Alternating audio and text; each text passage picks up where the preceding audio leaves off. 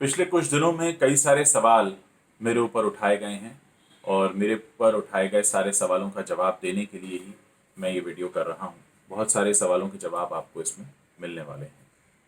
मुझसे कई लोगों ने पूछा कि क्या आप भी कुछ लोगों की तरह सुशांत सिंह राजपूत का ये जो मामला है, इसको आप अपनी पब्लिसिटी, अपने प्लेटफॉर्म को प्रमोट करने के लिए इस्तेमाल कर रहे हो।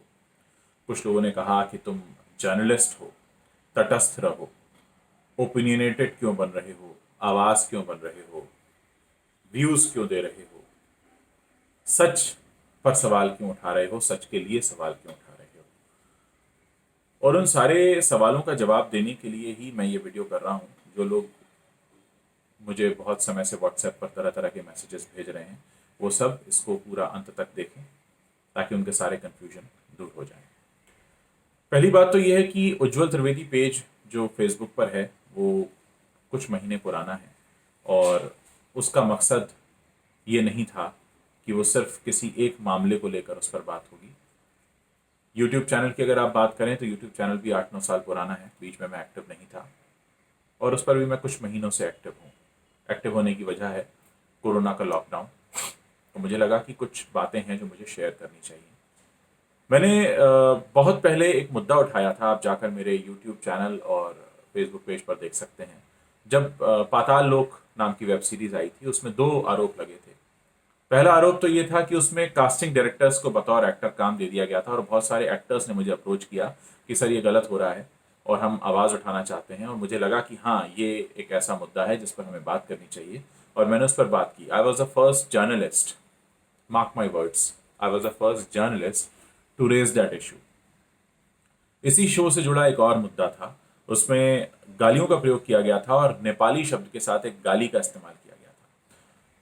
मुझे बहुत सारे लोगों के फ़ोन आए, खासकर जो हमारे गोरखा लोग हैं उनके फ़ोन आए और उन्होंने फ़ोन करके ये कहा कि सर हमें तो प्लेटफॉर्म ही नहीं मिल रहा है, हमारे से तो कोई न्यूज़ चैनल बात करने के लिए तैयार ही नहीं है। क्या आप हमारा मुद्दा उठाएंगे? क्या आप हमारी बात सुनेंगे?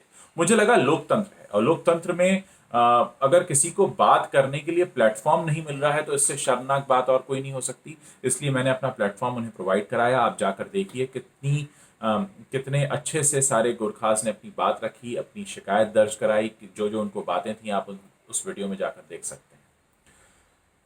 कुछ दिन पहले मैंने एक इंटरव्यू किया था दिव्येंदु भट्टाचार्य का। अफसोस है कि दिव्येंदु भट्टाचार्य को नाम से बहुत से लोग आप जानते भी नहीं होंगे।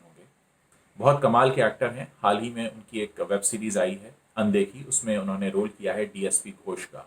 उससे पहले आप लोगों ने क्रिमिनल जस्टिस में देख चुके हैं, उन्होंने लायक तालुकदार का एक रोल किया था, वो भी बड़ा यादगार रहा था। मैंने उनका इंटरव्यू कहीं और नहीं देखा, उनका इंटरव्यू मैंने किया क्योंकि मैं एज अ जर्नलिस्ट ये जिम्मेदारी समझता हूँ कि जो नया टैलेंट है उसको मैं आपके सामने लेकर आऊँ। ये सारी बातें मैंने आपको इसलिए बताई ताकि आपको पहले तो ये गलतफहमी दूर हो जाए कि मैं कोई एक्टिविस्ट हूँ, या जो लोग कह रहे हैं तुम एक्टिविस्ट हो गए हो, अरे तुम अपना वॉइस क्यों इस तरह से रेस कर रहे हो। तो मैं आपको बता दूं कि एक जर्नलिस्ट की जो रिस्पॉन्सिबिलिटी होती है वो ये होती है कि अगर अपने आसपास कुछ गलत हो रहा है या कुछ ऐसी बातें हैं जिन पर सरकार का, देश का, सबका ध्यान जाना चाहिए, तो उनको उठाना। क्या मैं सिर्फ पॉपुलर स्टार्स के पीछे आगे पीछे भागता रहूं, आपको ये रोल करके कैसा लग रहा है, आपकी अगली फिल्म कब आएगी, या पेड रिव्यूज करता रहूं तभी मैं जर्नलिस्ट कहलाऊंगा? किसको जर्नलिस्ट समझते हैं आप? ऐसे लोगों को जो सिर्फ वही सवाल पूछते रहते हैं बार बार और सामने सिट डाउन इंटरव्यूज करते रहते हैं, दो कैमरा लगा के, दो कुर्सी लगा के बैठ के एक स्टार के घर में या स्टूडियो में, और उससे सवाल पूछ रहे हैं कि आप घर में क्या पहनते हैं और आपका अगला वैकेशन कहाँ मनाएंगे आप, और आजकल आप कोरोना में क्या कर रहे हैं और शूटिंग पे कब जाएंगे। ये होता है जर्नलिज्म। ये होता है जर्नलिज्म कि आप सिर्फ पॉपुलर स्टार्स की बात करें। अगर मैं नए टैलेंट की बात करता हूं, अगर मैं नए टैलेंट को प्रमोट करने की बात करता हूं, अगर मैं ऐसे इश्यूज की बात करता हूं जहां पर किसी का ध्यान नहीं जा रहा है, तो मैं जर्नलिस्ट नहीं हूं, तो मैं एक्टिविस्ट हो जाता हूं। क्या डेफिनेशन क्या होती है? मुझे बताइए कि अगर मेरे पेज पर सिर्फ सुशांत सिंह राजपूत की बात हो रही हो तो अब आप सवाल उठा सकते हैं। मैंने जब इतने सारे इश्यूज रेज किए उस वक्त कहां थे?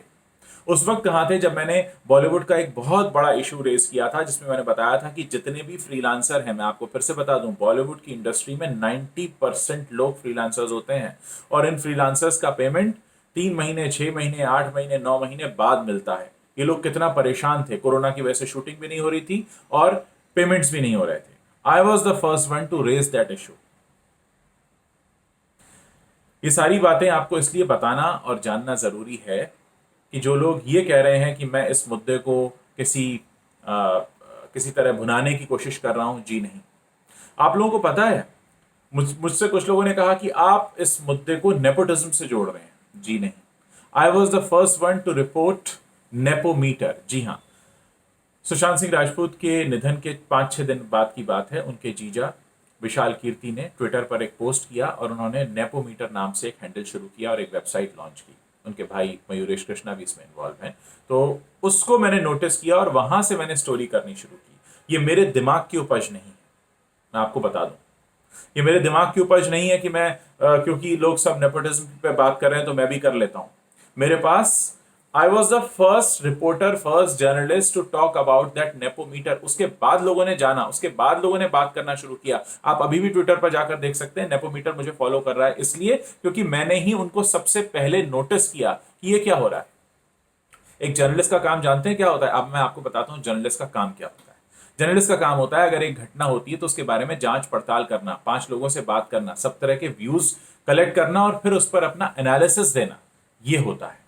ये नहीं होता है कि आज थाने में पूछताछ के लिए कौन गया था, कौन किसके साथ घूम रहा है, कौन किसके साथ बाहर आ रहा है। अरे आपका एनालिसिस कहां है? आपकी बुद्धि कहां है? आपका दिमाग कहां है? बहुत से लोग सिर्फ इस बात को लेकर आजकल यूट्यूब पे वीडियो कर देते हैं, फला ने ये ट्वीट किया, उसने ये ट्वीट किया और उसने ये किया। ये तो कोई भी जाकर देख सकता है। उस पर आपका एनालिसिस किधर है? क्या आप चाहते हैं कि मैं उसी तरह बस वो गुडी गुडी इंटरव्यूज करूं कुछ स्टार्स के साथ और किसी पर कोई सवाल ना उठाऊं? आपको मालूम है ये जितने जर्नलिस्ट शांत बैठे हैं, क्यों बैठे हैं? क्योंकि इनको डर है 2 महीने बाद जब फिल्में रिलीज होना शुरू होंगी तब इनको कोई इंटरव्यू नहीं देगा। इनकी दुकान सिर्फ इंटरव्यू करके चल रही है, मुझे ये दुकान इंटरव्यू करके नहीं चलानी है। मैं इंटरव्यू करूंगा, मैं इंटरव्यू करूंगा दिव्येंदु भट्टाचार्य का, मैं इंटरव्यू करूंगा जब लोग किसी परेशानी में फंसे होंगे, मैं इंटरव्यू करूंगा अगर किसी वेब सीरीज से के कंटेंट से लोगों को प्रॉब्लम होगी, मैं इंटरव्यू करूंगा अगर उसमें कोई बहुत अच्छा परफॉर्मर आएगा, अगर उसमें कोई बहुत अच्छा टैलेंट आएगा, अगर उसमें कोई नई बात कही जाएगी। मैं बात करूंगा हर उस टैलेंट की जिसको बढ़ावा नहीं मिल रहा है, क्योंकि ये जो सो कॉल्ड बिगीज हैं जिनको मैंने जोकर कहना शुरू किया है, उससे लोगों को प्रॉब्लम हो रही है, उनकी आगे बहुत सारा ऐसा टैलेंट है जो सामने नहीं आ पाता है। अगर मुझे पॉपुलैरिटी के लिए करना होता तो मैं स्टीव हफ पे बात कर रहा होता। आप जाकर देखिए, मैंने स्टीव हफ पर एक भी वीडियो नहीं किया है। जब बहुत लोगों के मैसेजेस आए कि वो सुनना चाहते हैं, जानना चाहते हैं ये पैरानॉर्मल इन्वेस्टिगेशन क्या होता है, तो मैंने एक पैरानॉर्मल इन्वेस्टिगेटर को लाकर बिठाया, उनसे सवाल पूछे। मेरी इस साइंस के बारे में कोई जानकारी नहीं है। जिस साइंस के बारे में मैं कुछ नहीं जानता, मैं आपको या किसी को भी बिल्कुल कुछ नहीं बताऊंगा। फॉरेंसिक जांच को लेकर सवाल उठ रहे थे तो फॉरेंसिक एक्सपर्ट को मैं लेकर आया, उनसे सवाल पूछे, उन्होंने 1 घंटा मेरे यूट्यूब और फेसबुक पर अच्छे से एक्सप्लेन किया। मेरी कोशिश है मैं आपको सच से रूबरू करवाऊं। यहां मुझे कोई फर्क नहीं पड़ता कि आप मुझसे ये एक्सपेक्ट कर रहे हैं कि मैं सिर्फ सुशांत सिंह राजपूत की बात करूंगा, जी नहीं। मैं और भी बहुत सी बातें करूंगा। आपको देखना है आप देखिए, आप नहीं देखना है आप मत देखिए। ये प्लेटफॉर्म मैंने अपना सच कहने के लिए बनाया है। अगर आपको सच में इंटरेस्ट होगा आप देखेंगे, सच में नहीं होगा नहीं देखेंगे। मैं वंस फॉर ऑल सारे लोगों को ये बोल देना चाहता हूं। बहुत से लोगों ने मुझे मैसेज किए हैं, अरे तुम्हारे तो रिलेशन खराब हो जाएंगे, तुमसे कोई इंटरव्यू नहीं देगा। मुझे इंटरव्यूज नहीं करने हैं, मुझे आगे पीछे किसी स्टार के नहीं घूमना है। अगर रियल टैलेंट है, काम पर बात करनी है, आइए। दो टूक बात करनी है, सच बात करनी है, आइए। मैं यहां आपकी पीआर या मार्केटिंग मशीनरी का हिस्सा नहीं हूं। मुझे आपकी या किसी की भी फिल्म की मार्केटिंग नहीं करनी है। अगर मैं कोई फिल्म देखूंगा, मैं उसका रिव्यू करूंगा, अगर मुझे अच्छी लगेगी मैं बताऊंगा मुझे अच्छी लगी है। उसका मतलब ये नहीं है कि मेरे पास किसी ने कोई पीआर ने कोई पैकेट भेज दिया या मुझे कोई ईमेल कर दिया कि आप इसके बारे में अच्छा बोल दीजिए। मैं जितनी भी बातें यहां पर करता हूं वो सारी मेरी अपनी बातें हैं। उनसे जब तक मैं 100% कन्विंस नहीं हो जाता मैं सामने नहीं आता। और अब मैं चाहूंगा जितने लोग भी इसको देख रहे हैं, मैं चाहूंगा कि आप जाइए और मेरे जितने भी वीडियोस हैं जिसमें मैंने सुशांत सिंह राजपूत मामले की बात नहीं की है। बाकी जो मुद्दे उठाए हैं उनको जाकर देखिए। कुछ महीने पहले कानपुर, कुछ हफ्ते पहले शायद, कानपुर शेल्टर होम का एक किस्सा हुआ था। मैंने उस पर भी बात की थी, उस पर भी मैंने लोगों को बुलाया था, एक डिस्कशन किया था। तो ये एक ऐसा फोरम है, ये एक ऐसा प्लेटफॉर्म है जहां पर मुझे जो सही लगता है, सच लगता है, मैं वो करता हूं। अगर आपको गलतफहमी है कि मैं किसी खास पर्पस से यहां जुड़ा हूं, कि मुझे कोई हाल में कोई मामला गर्म हो गया, उस पर अपनी पब्लिसिटी बुनानी है, तो ये आपकी गलतफहमी है। जाइए और पहले जाकर देखिए मैं क्या कर रहा था। और अगर मैं कहीं पर सवाल उठाता हूं तो मुझे लगता है कि मुझे सवाल उठाना चाहिए। मुझे लगता है वो लोग पूरी तरह से गलत हैं जो खुद को बॉलीवुड जर्नलिस्ट कहलाते हैं और सिर्फ स्टार्स के गुडी गुडी इंटरव्यूज करते हैं, और वो गॉसिप और पेपराजी वाला जर्नलिज्म करते हैं। कभी तैमूर का फोटो छापते हैं, कभी किसी का जिम लुक, कभी किसी का एयरपोर्ट लुक छापते हैं। मुझे जिम लुक, आउटलुक में जिम लुक और ये क्या क्या दिखाते हैं, एयरपोर्ट लुक, उसमें कोई इंटरेस्ट नहीं है। आपको अगर वो देखना है तो आप जाकर 50 साइट है, वहां पर जाकर देख सकते हैं। यहाँ पर मुद्दे की बात होगी, और हो सकता है आपको कोई चिकना चुपड़ा चेहरा भी ना दिखे और चिकनी चुपड़ी बातें भी ना मिले। यहाँ पर सीधी बात होगी, दो टूक बात होगी। जो बात होगी वो सच होगी, तथ्यों के आधार पर होगी। बुरी लगेगी बहुतों को, लेकिन होगी। अगर इसमें इंटरेस्ट है तो देखिए, वरना मत देखिए। मैंने आज ये बिल्कुल क्लियर कर दिया है। बात number 1, I am not an activist, I am a journalist. That's the reason I am raising these questions. और मुझे पूरा राइट है ये सारे सवाल उठाने का। और अगर मेरे इन सवालों को सुनकर कोई मुझसे डर के भाग जाए, या उसके बाद मुझसे बात ना करे, या मुझसे कतराने लगे, या मेरे फोन ना उठाए, मुझे उससे कोई फर्क नहीं पड़ता।